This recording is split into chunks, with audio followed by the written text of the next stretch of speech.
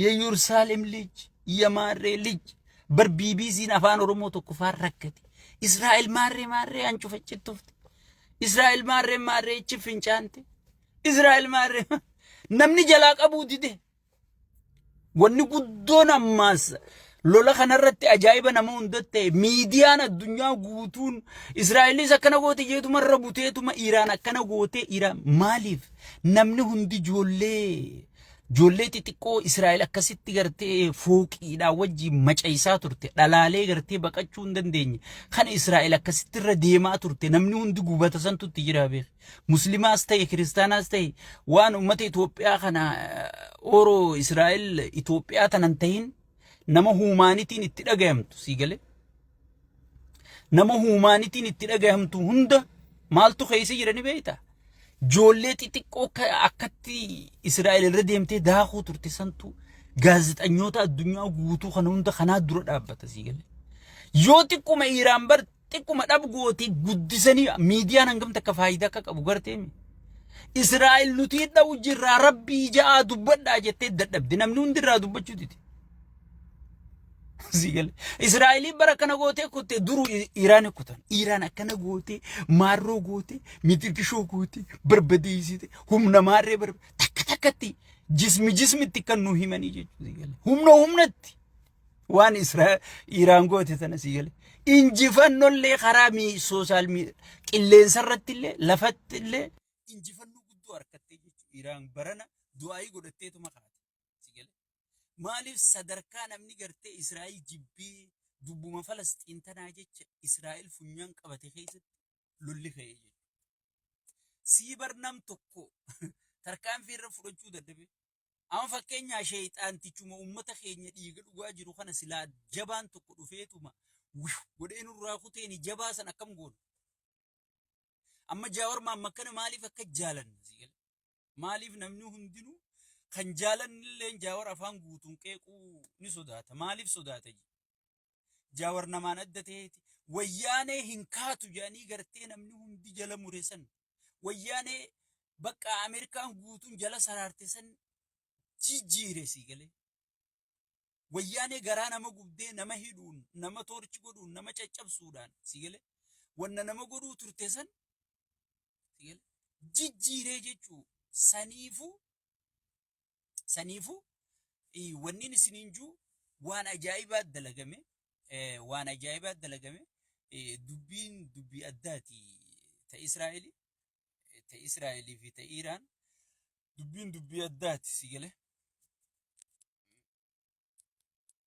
sagaleen na bira bireedduma so amma gara sagantaa itti aantuuttiin dabra sagantaan itti aantu akkuma beekamu jidduu kanaga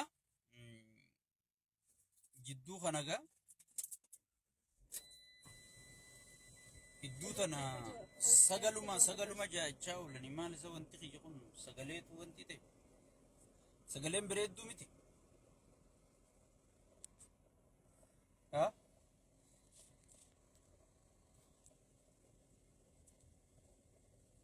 sagaleen bireedduu miti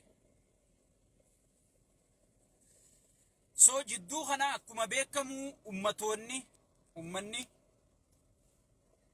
Itoophiyaadha kan rabbitti fedhe kun namicha rabbitti fedhe kanaa wajjin gartee walga'uma geggeessa yooniif gaafiin takka kaate yoo gaafiin takka dhiyaatte namoonni hundinuu wanni isaan inni godhu amma amala ummata Itoophiyaa barateeti maal godhu jira gaafii takka ati kaafnaan inni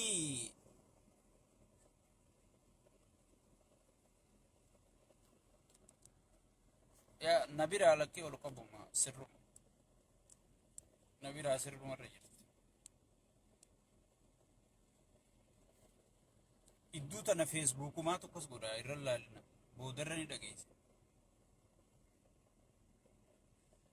feesbuukumaa tokkos godha ni tolti boodarra ni tolti ilaa feesbuukumaa sagalee feesbuukumaa balleessuu eegale ni tolti obsaan eeggadha sagaleen sheekaa gabbuutee ol kaati yaaddeena ummanni gaafiin qabaa fannumaatu barsiisotaatu gaafii gaafate. Qaallichi footoo wajji ka'eetuma harka dhooysisee deeme. Gartee doktoroota gaafii gaafate. Footoo wajji ka'eetuma harka dhooysisee deeme. Sigale harka dhooysisee biraa deeme. Hay anka gaafii natte yoo abiyyi wajji footoo ka'urraa haajamtan. Yoo abiyyi wajji footoo ka'uun isinitti gartee kan toltu taate. Maaliifi guyyaa footoo si wajji kaanu guyyaa harka si wajji dhooynu nuu qabii maan jenneen. Amma warri gariin waan jechaa jiru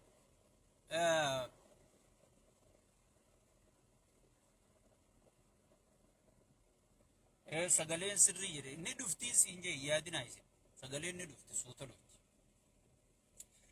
Warri garii wanni jechaa jiran nuti nafeeramne nuti maarreen taane warri gaafii dhugaa gaafateen afeeramne warra gaafii sobaa gaafateetu gartee afeerame jechaa jiran. Hay isin maaliif mormiidhaaf darree eega afeeramin eega warri sirrii gaafii gaafateen afeeramin waay mormii maaltu isin dhaabsise?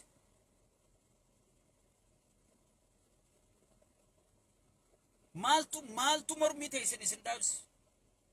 An amma duraan isin hime doktoroonni Itoophiyaatis gaafii teeysan sigale gaafii teeysan gaafii gartee gaafii senodosii Oromiyaa firraan godinaa yoo arra kara dhaabdan yoo arra gartee waan ummanni isiniin sagalee harkattan tana biyya keeysaa biyya alaatii namni gartee isiniif sagalee ta'u jiru tana yoo dhiiftanii kara dhaabdanii namicha kanaa wajji marii kan jettan taate namichi kun nama marii beekuu miti. Sheeyxaanaa wajji mari'atee nama furmaata fide addunyaa tanarratti hin garre. Wanni inni dheengadda isin dubbiseef wanni isin dhageeyfateef hayyoonni sabaa sablammii biyya alaa kana keeysaa fi alaa waliin dubbatanii waan rabbi fidee biyyarra kaaye kana akkam firraa goona malli malami je'anii waan namni wal mari'ateef sigale dheengadda hangas isin jalaa dubbate. Hoggii ol seentanii bakka namichumaaf harkatumtan. Hay paartii mormituu ifiin jetti waan wahuma annumaatu namu miseensuma saatu paartii mormituu ifiin jecha tattaa'een jira. Waan inni godhe tana deemanii daawwataniiti way akkana gootee paarkii gootee maal gootee hoteela ijaartee miti mee mootummaan kan filamuuf hoteela ijaaruufi mootummaan tokko kan filamuuf sirna ijaaruufi moo hoteela ijaaruufi mootummaan tokko kan aangoo qabatuuf nageenya buusuufi moo nageenya booreysuufi. Qaallichi kun paarlamarra taa'eeti waggaa diidamiif lollitti fufaa jechaa jira. Sigale osoo ati ilmoon ati mana barnootatti ergatte nagayaan baratteen galle osoo hattuun sirra ijaaramtee gartee sisaamu jirtuuti qabeenya hannaan dhufe qabeenyi seeraa alaan dhufe kara seera wajji jijjiiramuun ni danda'ama jee osoon paarlamaan gartee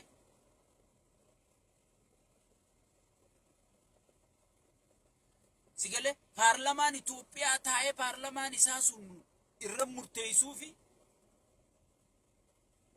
si saamuun si zarafuun si ukkaamsanii birrii harkachuun qabeenya heeraan ala harkame gartee seereessuun ni danda'ama jee osoon paarlamaan Itoophiyaa taa'ee ibsa baasuuf way jijjiirama akkanaan garre way maarree akkanaan garre way miitirkishoo akkanaan garre jettanii lafatumu jirtanii jechuudha. Paartii mormituuti moo wanni sun sigale afooshaawwanniitii jechuun gartee ajaa'iba sittaa jechuudha. Angaruu haa ajaa'iba nattee daawwiti ibsaa nama gartee barana nam lamaafin qooddan. An oggin namaa qoodde dhugaa namaan dhohisu ni beektu. Oggin namaa qooddes dhugaa namaan dhohisu. an daawwit ibsaaniin quudheef. Iraanii fi daawwit ibsaa sirrittiin quudheef maaliif quudhitee naan jechuun keessan hin malu. Nama abiyyi shawwade yoo jiraate daawwit ibsaa qofa. Akkam jee shawwade. Waraanni marroo na harka jira. Sigale. Araarsoo biqilaa faan. Qaceelchaa mardaasaa faan. Aabaa'oo warri si jala gale sun namni isaan dhagahu hin jiru. Namni isaan dhageeffatu hin jiru. Namni dhageeffatu ana. Marroo tokkichaa waan hin ta'in waraanni aabaa'oo alaasi dha'u jiru kun guutuun na harka jiraati. Waraana guudheetiin sii galcha. Waajjiruma kana qofa naabanii jeen. Qaceelchaa mardaasaa faan narraa arii. Warra fuutee aangootti kennite kana narraa arii. Narraa arii gartee waajjira kiyyanna deebisi jeen. Haaya ammaan mar'u jeeti fuudhetti deebisi. Eeysi jira waraanni galu. Waraanni warri hooggana qaba. Nama isaa wajji laffee jira. Nama gaaratti gartee qeeyiroon tun waan baateef beeytii jechuudha. Qeeyiroon osoo marroon gali jeen galtu. Ijoolleen tun ijoollee dheengadda wayyaanee dura dhaabbattee sirna jijjiirtee jechuudha. Ijoollee mana yuunivarsiitii keessaa yoo xiqqaate ijoolleen amma qawwee qabattee deemtu tun ijoollee haayiskuul keessaa giraajeeshin gootee kara yuunivarsiitii dabarte irraa gadiin isaanii. Osoo marroon qabsoon nu gayaanii gallajaan hin galan. Thank you warri sagaleen biree deettan. Warri kun atteeshinaaf akkana godhatan. Faarsee bulaa akkana godhatan. Nuti dafqee bulaan uummata keenyaaf sagalee taana. Isin sheer godhaa garaa gubaa. Uggi Oromoon sheer walii gootee wal dhageeffattee teessee wal mari'attu kana faarsee bulaan ni rakkata. Anaaf beeka laala. Faarsee bulaa kana namni walii qabee ijaare nuyi. So hoggii gartee osoommaa marroo dirribaa bakka bilisoomne nu gahaa kanaa ichi lollu deemnee gallajanii waan baateef beeyti jechuudha. Gaafii Oromoo tamtu deebi'ee tamtuun deebi'ini warra beeku warra sirna barsiisu malee warra sirna barsiisanii miti. Warra daawwit ibsaa magaaluma taa'ee koottaa galaa jee yaamuu miti. Warra yeroo lolu beeku warra waan loluuf beeku. Amma wanni qiyaamaa nama baase maali? Woboommaa tarkaanfiin fudhan meemma faarsee bulaa laala. Woboommaa tarkaanfiin fudhan finfinnuma jalaan taa'u jira jaa maarree jalaan taa'u jira. Woboon isaan guutuu isaaniitu humna fixachiisu jira. Walaa mootummaa walibbiizii godhu jira jechuun noorzitti walibbiizii godhu jira. Ifiitti qophaa'ee taa'u jira jechuun jala kana. Ifiitti qophaa'ee taa'u jira jechuudha. So warra ifiifuu akkanatti gartee yeroo loluu fi waan loluu fi akkaataatti loluu fi sagantaa hunda lafa kaayyatee taa'u kana jaal daawwit akkam godhe abiyyi dhaqee ay ijoollee ammaa yaamee galcha. Ijoolleen na dhageessi na jala yaati. Sigale.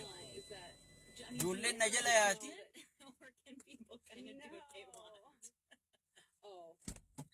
Ijoollee ammaa yaamee galcha. Anaa galcha. Rakkoon takkallee hin jirtu. Rakkoon takkallee hin jirtu.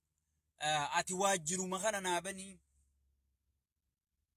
Warra qaceelchaa mardaasaa jaamu sanfaa. Warra araarsoo biqilaa jaamu kana faa. Warra dheengadda sitti harka kennatee gale kana. Mee namuma abiyyi wajji qabsaawee milkaawee tokko asnaa himi. Tokko bicha. Nurraa eegale. Ana Hangaasaa Taayyee warra akkasitti hidhatee Oromoo dura dhaabbachuu ture. Ciniinnatee arra diinni tokkoffaan nuyi jechuudha. Gaafa nuti dhugaa dubbachuu eegallu. Gaafa nuti saba keenyatti as deebi'u eegallu. Sigale. Arra warri diinni tokkoffaan nu hin siin jedhe.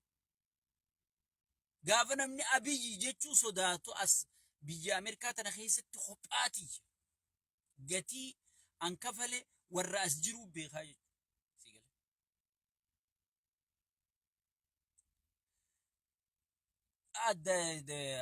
Jaalle araarsofaan gaafa gartee namni mootummaa kana ka Oromootii miti jee dhagahuu dhabe san